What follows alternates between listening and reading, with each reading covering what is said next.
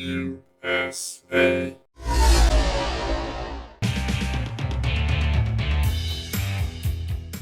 Let's just go ahead and switch over to this because this is a good segue. When you get people that are on our side praising it because for whatever reason, you could come up with theories that, gosh, maybe they got some kind of advanced copy, or maybe they're just that desperate, right? For I'd say the closer engagement. They're that desperate for to be legitimized as like a true movie critic and stuff like that. That suddenly, wow, we should make more of this because not only are the weirdos with pronouns in bio on Twitter, and then the people, the extreme right wingers, supposedly, right? They're praising it too. We got to make more of this. Like, are you kidding? Do you think any of these guys, and this is, look at this post right here. This is b5tv.com. And these are by no means conservative people here. This is a Babylon 5 forum, and it's been around for 25 years.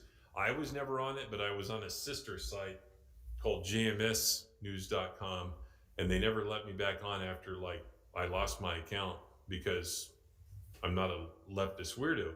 But when you get these people out there talking about Picard, and this is from 2 years ago, whenever Greg and I were covering this. In fact, all of us were when we had Mandaloricard and Picardalorian back-to-back episodes, because there's that analogy there. Yeah. Look what this person's saying. Nerdrotic, I don't know who colon is, the drinker, all praised Picard Season 3 and a return to classic Trek goodness, and the first thing I see is an incredible, stupid production decision that is a literal slap in the face to the science part of science fiction.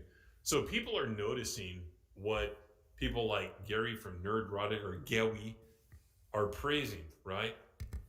People on the other side are noticing that, if there really are sides. So when you do this, guys, you got to realize that people are seeing it for what it is. Some in your chat, and then some of the quote unquote enemies, some of the leftist people that love to see the bastardization, they love to see the destruction of our modern myths, the cultural subversion. They love to see Gary, they love to see Critical Drinker, they love to see Mahler, whoever it is, praise this stuff because it legitimizes it. But then some of them, like this guy here, knows that, hey, they're dumbing this down because apparently there was some gun, Greg, I don't know if you watched this, it can only shoot 3 times or some bullshit like that. That's really, no. Yeah, that's really stupid, but we don't need to go into that. But the point is, they literally had Geordi rebuilding the Enterprise D in like a space garage. Right. As like a hobby. What? Oh my God. The Enterprise that crashed into a planet in the movie Star Trek Generations. Like, it was wrecked. But he's like restoring it like it's a fucking hot rod. Right. Like he's just, in my spare time. That's good Star Trek, man. Like, yeah, that's great Star Trek. Like, where are you getting the military grade materials to Replicator. To refurbish an entire fucking saucer section? Replicator. That's the answer to everything. They were cool. They were really cool in Stargate SG-1. And that's like totally fine. And then they call them and be like, well, they need this shit because it's analog. Fucking Enterprise A wasn't fucking analog. What the fuck are you talking about? It's run by a fucking computer. So given how stupid that is, there are only 2 avenues here, Greg. It's either Gary and Drinker and all them are that stupid, or they swallow. They like their access. That's what I'm saying. Is it the access, or are they really that dumb? They don't seem to be that dumb because they're smart enough to be able to swindle their audience into believing all this crap. So I think it has to be the access. Maybe it's not a conspiracy theory. Maybe it's really true. Well, I can give you definitive. Well, I wouldn't say definitive proof, but I can give you another great example that would prove that theory. But first, for anybody who's questioning the whole analog thing, be like, there's this movie that came out back in the early 80s with Star Trek in it. And it had Ricardo Montalban, and he took over a ship called the Reliant. Yep. And they did a sneak attack on the Enterprise. And the Enterprise, in order to escape certain death, used a trick. And the trick was to order Reliant remotely to lower her shields. But apparently the Borg, 100 and some odd years later, couldn't do that because the Enterprise D was analog.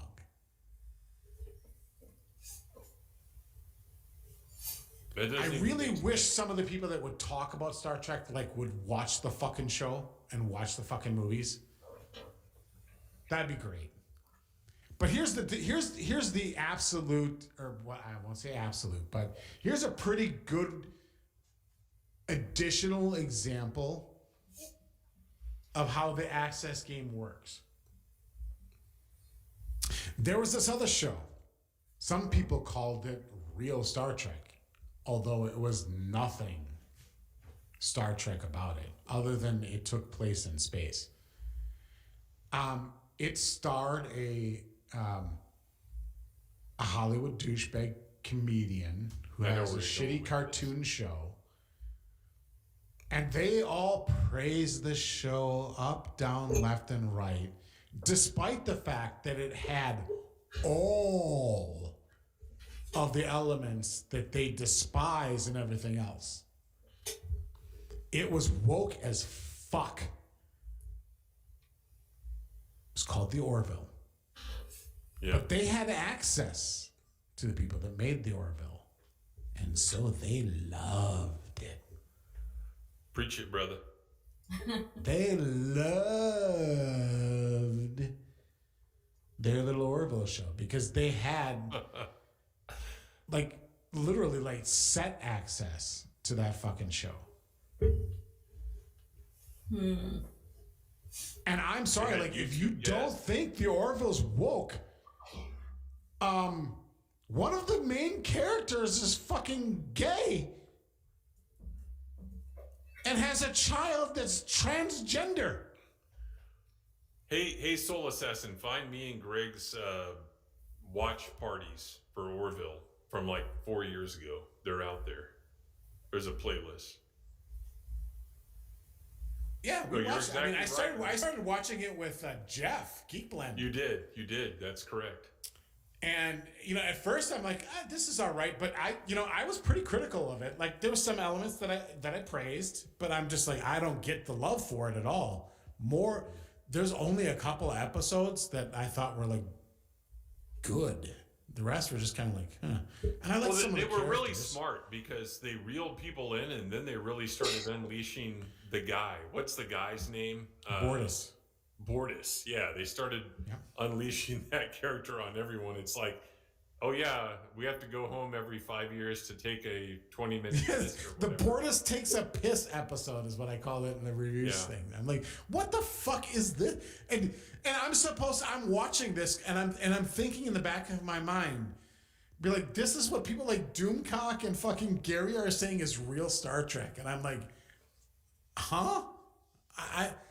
I thought I was a Trek fan.